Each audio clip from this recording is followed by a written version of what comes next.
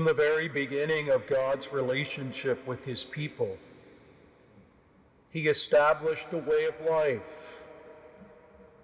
The commandments, of course, are the most privileged expression of what we come to call the natural law, the way and order that life is meant to be lived, not by our own choice, but by the design of God, who created us and ordered the universe. And when we follow that law, when we do things the way God intends them to be done, there's perfect order, not chaos. But almost from the beginning, we know, even with Adam and Eve, our first parents, human freedom, the gift that God gave to us in creating us, the ability to make our own choice, not to be forced to follow him, that human freedom led to disobedience. One of the great capital sins is called pride. It gets the best of all of us. We think we know better than God. Many people today feel that way. We can choose what we want to do.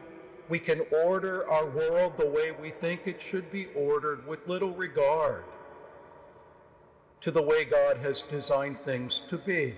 That's what we are reminded of today in the gospel. Whoever breaks one of the least of these commandments will be called least in the kingdom of God.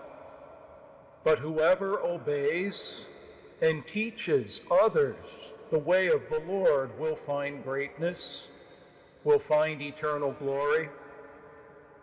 Sometimes we think that laws are restrictive of our freedom. We'd like to do whatever we want. Just think if there were no traffic lights, no rules of the road, there would be literally chaos in the streets. People doing whatever they liked. It would cause destruction and death. It's the same way with God's law. It's given to us for one purpose, that we can navigate the journey of this life to fulfill the purpose we're here for. We often forget that. We're passing through. None of this will be taken with us. We're here for a very short time. And the goal of this life, the reason God put us here in the first place, was that we would be able to come to know him, to learn to love him, and serve him in the way that he expects, so that we can gain life, the fullness of life. It's what St. Paul reminds the Corinthians of. Everything here will fade away, but what endures will be glorious, St. Paul says, the glory of life in God's kingdom. Jesus did not come to abolish the law and the prophets, he tells us, but to fulfill them, to raise them up, and to remind us that it isn't just the law that we must follow, but it is the manner in which we fulfill the law that matters to God. What is in our hearts? Do we do what we do just because we have to? Or do we do everything in life with the desire to love God with all our heart and soul, and to love our neighbor?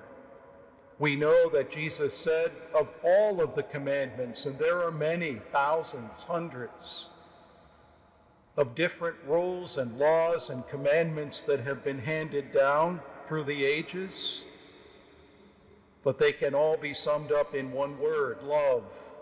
God is love.